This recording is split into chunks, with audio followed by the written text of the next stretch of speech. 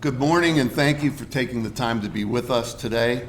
I'm Greg White, Chair of the Blair County Chamber's Public Policy Committee. For the next 25 minutes, we ask that you share with our committee your thoughts on a series of questions concerning your potential role as a Blair County Commissioner. Those questions were submitted by committee members and will be asked of each of the four candidates. We recognize that the results of the commissioner's race will heavily impact the number of aspects of the county's growth, and it's important that the business community know how you stand on issues related to that growth.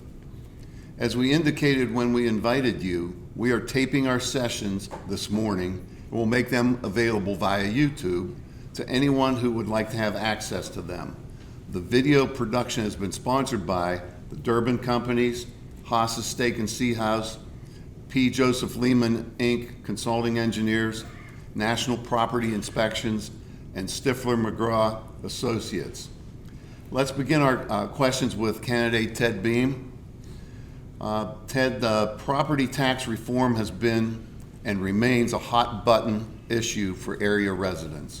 While the process had not been conducted here since 1958, going forward, how often do you feel an update should take place, or what new approaches to property reassessment should be considered in order to keep the rates current and fair across all properties?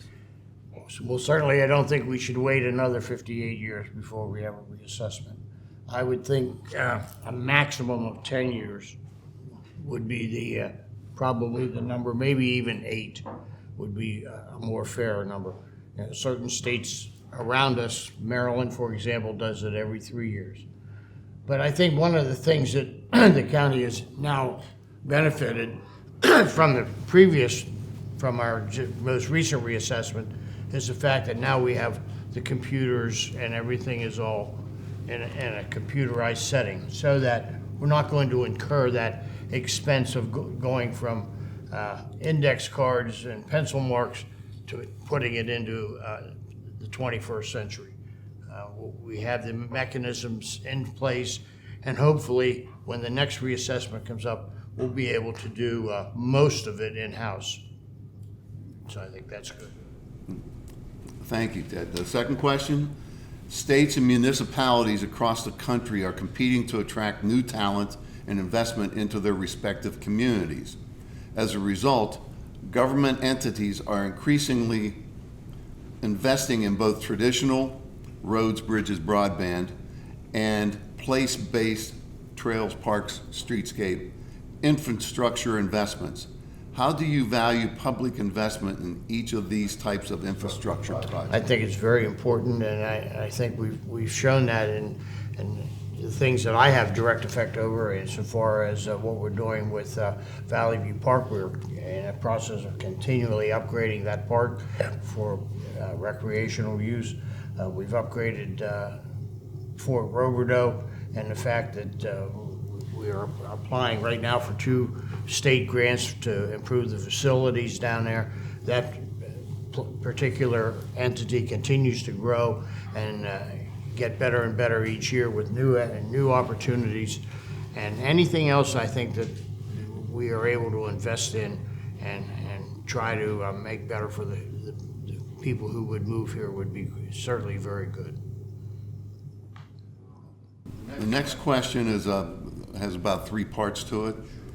Economic and community development is often defined by public-private partnerships and programs.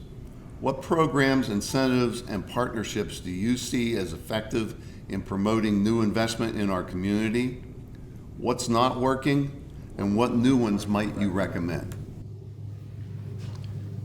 I think a good example of public-private partnership is what we just did with the hotel tax and the agreement made to keep the Altoona curve here.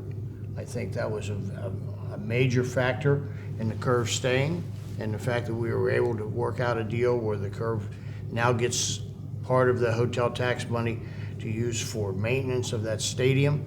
I think by working with ABCD and with Explore Altoona and the county and the curve, I think that's a good example of how government and public and private partnerships can work together.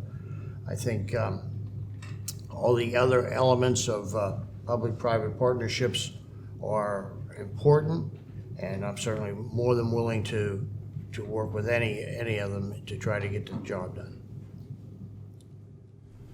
There was discussion during the primary that there are pockets of corruption in Blair County government. Where specifically do you think corruption exists, and what steps would you take to root out that corruption?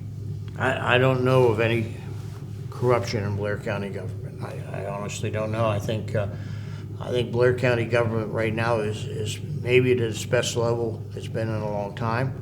I think people do a very good job, and I think we keep a close handle on it.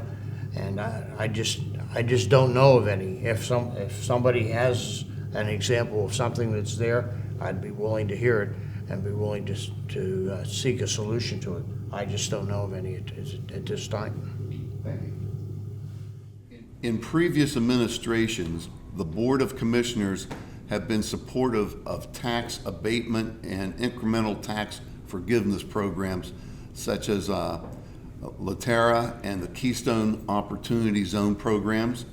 If elected, will you continue to support these types of tax incentive programs? Absolutely. I've supported pretty much everything that has come before us insofar as these incentives. I think when you are competing in a nationwide search for businesses and companies to come into your county, I think we need to do anything we can to incentivize those businesses to come in. So I would definitely support LRTA or any other type of program that comes before us. America as a whole continues to grow and is becoming more diverse every day. Family structures, lifestyle choices are changing rapidly. Blair County's demographic structure is not reflected in those national trends, while overall population continues to decrease. What is your plan to attract the next generation to our community? How do you see Blair County in 30 years? And what's your vision for the county? I think Blair County continues to innovate and do things that are attractive to the younger people. I think what we need is industry. Certainly we will do anything we possibly can to get industry to locate here. It's a tough battle, as you know, especially here in the Northeast. It's tough to get industry, but I would certainly be willing to talk to any industry, and I foresee Blair County still being, in 30 years, a great place to live and raise families. And I think we are continuing to do our best to keep the cost of living from our aspect of it at a reasonable level. And it's certainly a very positive thing that we have to promote, that this is a pretty good place to live. The county is a critical government service provider for area residents. What role do you see as appropriate for county government to play in the lives of area residents? County government does as much for the residents as I think any other government entity that exists today. And I think we have to continue to strive to have those services continue to get better and to continue to help our citizens as best we can. What that means is, though, that you need good people. It means you need people who are paid for their services and do a good job for them. So that might mean some increases. And we are currently in the process of a salary study, and everyone knows that the county salaries are woefully low and have been for a long time. So some of these are needed. If the people are doing the job, they need compensated fairly for them, and that's something that has to be considered as well. If elected, what relationship do you plan to have with the business community, and what form What will form the basis of that relationship? I think I will continue the relationship I currently have with the business community. I think I have tried very hard to be a very positive partner with all the businesses from which come in contact with the county, and any new businesses that's willing to come in. Just in a recent discussion with someone last night over a tour that someone had of a potential business that's getting ready to reopen here in another couple of years. So anything I can do to make it easier or make it assist two businesses, I certainly am always willing to do that. Blair County has a large number of nonprofit organizations. Do you believe that the nonprofits have equal opportunities in public policy compared to the for-profits? Yes, I think so. I think we take the nonprofits very seriously, and I think the input that they provide to us is certainly something that is utilized in any type of government operation with the profits as well. We assume Blair County is your favorite place on earth. What is your next favorite place, and why? And what could Blair County learn from that community and your experience? Well, my next favorite place is Aruba. But I think I would say the places that have opened their arms to companies who would willing to relocate there. Charleston, South Carolina comes to mind, and the fact that they were able to entice Boeing to build, which was a major, major plus to that area.